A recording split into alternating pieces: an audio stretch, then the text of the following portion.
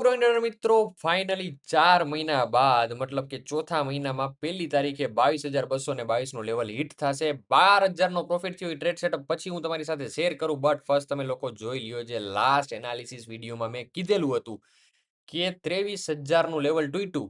જે આ fake breakout હતી એની પણ મેં વાત કરેલી હતી કે 23,300 ઉપર જાય તો સ્ટ્રોંગ રેઝિસ્ટન્સ છે, ઉપર જવાની જગ્યા નથી, તો આ ગયું 450 સુધી. શું હતું? ટ્રેપ.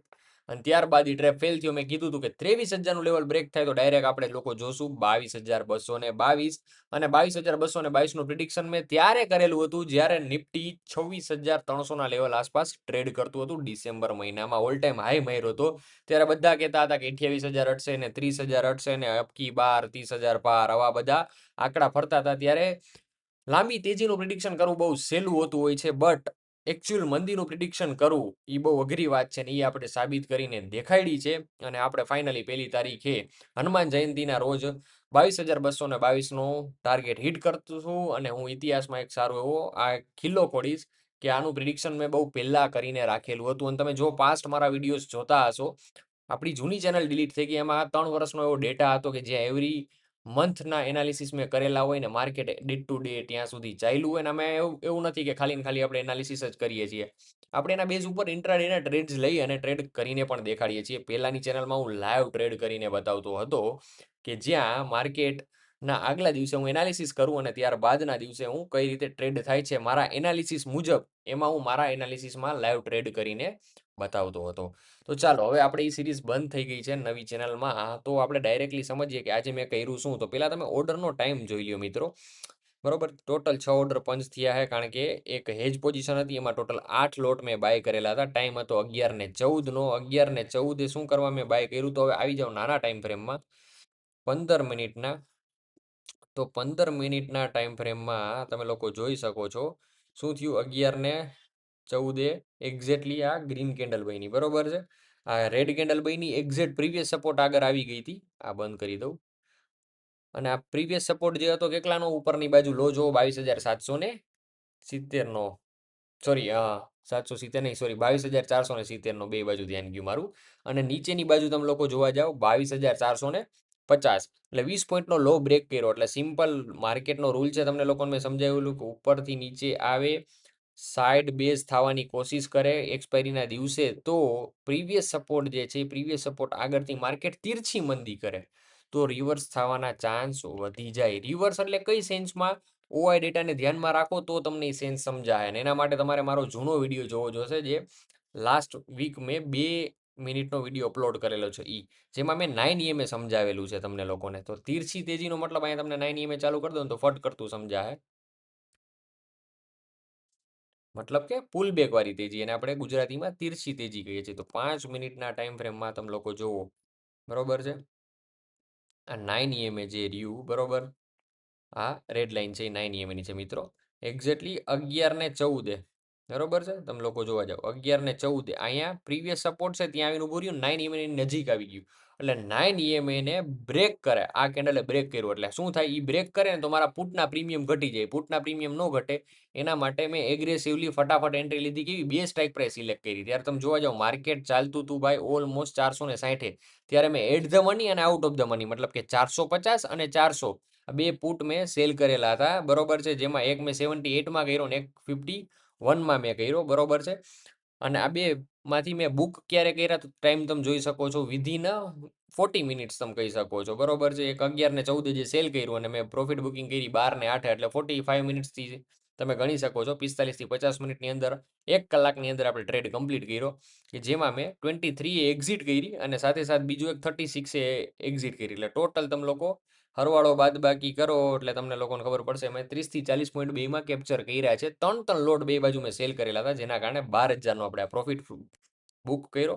શોર્ટ સેલિંગ જ શું કરવા કર્યું? કારણ કે ઇન્ડિયા વિક્સ તમે લોકો જોવો 27નો ઇન્ડિયા વિક્સ છે. હવે જેટલા લોકો ઓપ્શન બાયર છે નીચે કોમેન્ટ કરો, ધરારથી તમે લોકો ટ્રેડ કરો છો અને લોસ કરતા હશો. માર્કેટ તમારા ફેવરમાં પુટ લીધો હોય ને પુટ બાજુ હાલતું હશે ને તો તમને પ્રીમિયમ મળતું નહીં હોય, ને મળતું હશે તો એન્ટ્રી લીધા ભેગું 30 રૂપિયા નીચે આવી જાય એટલે તમે ફટ કરતી એક્ઝિટ કરો. તો એક્ઝિટ કરો અને ફટ કરતું પ્રીમિયમ વધે એટલે તમે શું કરો? Over trading. ઓવર ટ્રેડિંગને કારણે તમારે હાલના પીરિયડમાં લોસ થતો હશે. તો તો આના કારણે તમે લોકો કોઈ દી પ્રોફિટ નહીં કમાઈ શકો. શું કરવા કોઈ દી? કારણ કે આ 3 મહિનાની સાયકલ આવશે ઓપ્શન સેલર્સ માટે. ઓપ્શન સેલર માટે ક્યારેક ઓછી થઈ જાય સાયકલ જ્યારે 18 થી 15 ની નીચે આવી જાય ઇન્ડિયા વીક્સ, ત્યારે ઓપ્શન બાયર માટે કમાવાના દિવસો હોય. હવે તમને એ ખબર નથી પડવાની કે અત્યારે આપણે ટ્રેડિંગ બંધ કરવું જોઈએ, એટલે તમે ધરાથી ટ્રેડિંગ ચાલુ કરશો. If you are a trader તો તમારે શું કરવું પડે? ઓપ્શન બાયર ને સેલર બેયનો માઇન્ડસેટ રાખીને હાલવું પડે. પણ હવે તો આપણે ઓછી કેપિટલ લઈને ડાયરેક્ટ ધુબાકો મારવો છે અને રોજ 1500-2000ની નોટ છાપીએ તો તમે કરશો નુકસાની. બરોબર? નીચે કોમેન્ટ કરી દો જે કાંઈ વસ્તુ તમારે શીખવાની ઈચ્છા હોય, કારણ કે આપણે હવે લર્નિંગ સિરીઝ ઉપર ફોકસ કરશું બેઝિકથી લઈને અમુક એડવાન્સ લેવલની વસ્તુ જે પ્રો ટ્રેડર જાણે છે ને બેઝિક વાળો નથી જાણતો. બરોબર છે? તો એ વસ્તુ આપણે કવર કરશું. બાકી બહુ સિમ્પલ ટ્રેડ સેટઅપ હતો અને મારી એક્ઝિટ ક્યાં થઈ એ સમજવી બહુ જરૂરી છે.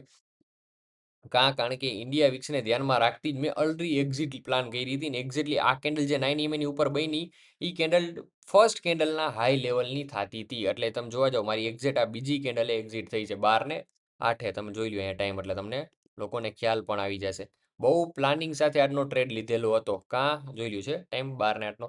શું કરવા પ્લાનિંગ સાથે? કારણ કે હું આજે ઓપ્શન સેલિંગમાં ગાંડો સેલર બની જાઉં તો શું થાય કે ભાઈ ના હોલ્ડ રાખીએ, પ્રીમિયમ ઝીરો થાય, આઉટ ઓફ ધ મની. તમે લોકો જુઓ જે બાકી જે ખેલ થયો છે એના પછી એક્સ્ટ્રા 336 પોઈન્ટ. બટ આમાં લર્નિંગ શું હતી? આખો ટ્રેડ સેટઅપ સમજાવવામાં લર્નિંગ શું હતી? હું એ માણસ છું કે જે કહું છું કે ભાઈ માર્કેટમાં થશે મંદી અને પુટ સેલ કરું છું ઇન્ટ્રાડેમાં. એટલે તમને લોકોને થાય કે આ ગાંડી વાત છે, પણ ગાંડી વાત નથી.